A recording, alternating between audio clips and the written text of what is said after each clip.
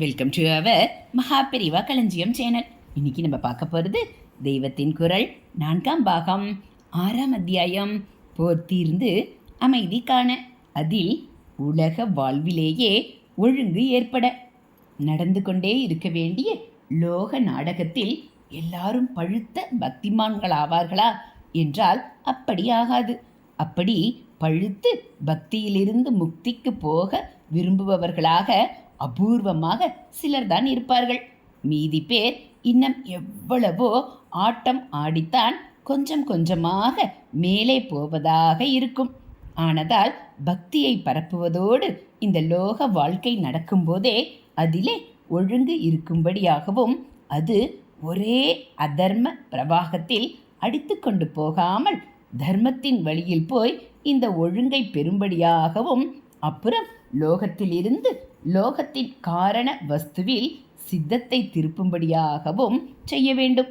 நடைமுறையில் உள்ள லோக வாழ்க்கையே தாறுமாறாக போகாமல் சத்தியம், நேர்மை, அன்பு, தானம், தொண்டு முதலியவற்றால் சீர்பண்ணி தர வேண்டியதுதான் முதல் தேவை.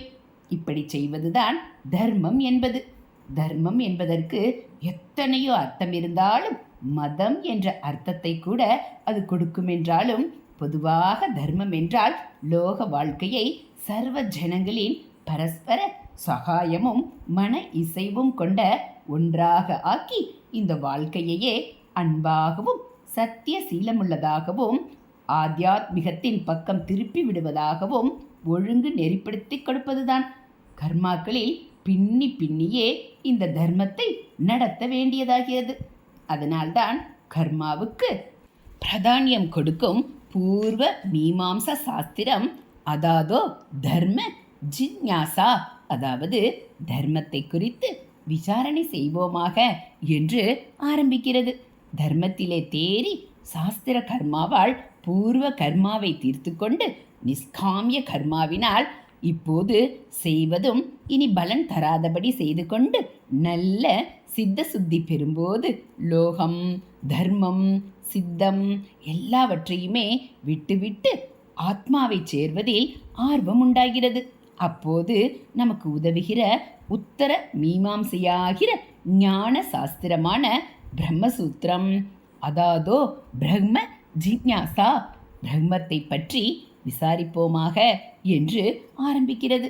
லோக வாழ்க்கையின் ஒழுங்கு தர்மத்திலும் கர்மத்திலுமே இருக்கிறது என்று காட்ட வந்தேன். யாகம் பண்ணி அதன் மூலம் திவ்ய சக்திகளின் அனுகிரகம் உலகத்துக்கு கிட்டுமாறு செய்து நல்ல மழை, விளைச்சல் முதலியவற்றால் ஜன சமூகம் சந்தோஷப்படும்படி செய்வது, திவ்ய சக்திகளால் ஜன சமூகத்தின் சித்தத்திலும் நல்ல தன்மைகளை ஏற்படுத்துவது, யுத்தம் செய்து ஜனங்களை சத்துருக்களிடமிருந்து ரட்சிப்பது, ஜனங்கள் பயன்பெறுமாறு நானா சீமைகளில் உற்பத்தியாகும் பண்டங்களை ஒரு இடத்தில் சேர்த்து வியாபாரம் செய்வது, உழுவது, உடம்பால் சமூகத்துக்கு தேவைப்படும் இதர ஊழியங்களை செய்வது என்றிப்படி பல காரியங்களை செய்துதான் லோக வாழ்க்கை நன்றாக இருக்குமாறு செய்ய முடியும். இந்த காரியங்கள் யாவும் குளறுபடி இல்லாமல் நடந்து சமூக வாழ்வு ஒட்டுமொத்தமாக சீருடன் இருக்கும்படி பண்ண வேண்டும். இதையெல்லாம் கருத்தில் கொண்டே வர்ணங்கள், ஆசிரமங்கள் இது ஒவ்வொன்றுக்கும் ஒவ்வொரு விதமான டியூட்டிகள், அந்த டியூட்டிகளுக்கு அனுகூலமான ஆகாரங்கள், ஆச்சாரங்கள் என்றெல்லாம் சாஸ்திரங்கள் அழகாக வரையறை செய்து அமைத்து கொடுக்கின்றன. இவ்வாறு ஒவ்வொருவருக்கும் விதிக்கப்பட்டிருப்பதற்குத்தான் ஸ்வதர்மம் என்று பெயர். சுருக்கமாக சொன்னால் சகல ஜன சமூகமும் கொஞ்சம் கொஞ்சமாக வேணும் பாரமார்த்திகமாக போகும்படி பண்ண வேண்டும். ரொம்பவும் ஸ்லோவாகத்தான் இது நடக்க முடியும்.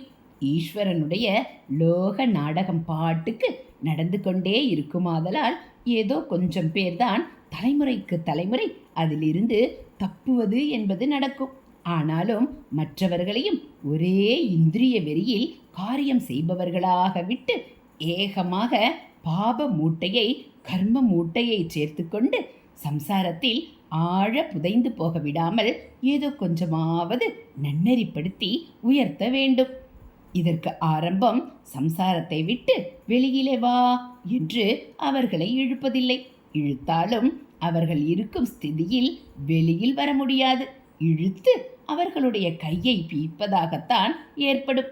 அல்லது இழுக்கிறவனும் அவனோடு புதைந்து போவதாக ஆகும். பிரகிருதியை, அதன் வேகங்களை ஒருத்தன் நிகிரகம் செய்வதென்பது லேசில் சாத்தியமில்லை என்று பகவானே சொன்னதாக சொன்னேன் அல்லவா? அதனால் இதில் இருந்து கொண்டே இதையே ஒரு ஒழுங்குக்கு கொண்டு வருவதுதான் முதலில் செய்ய வேண்டியது.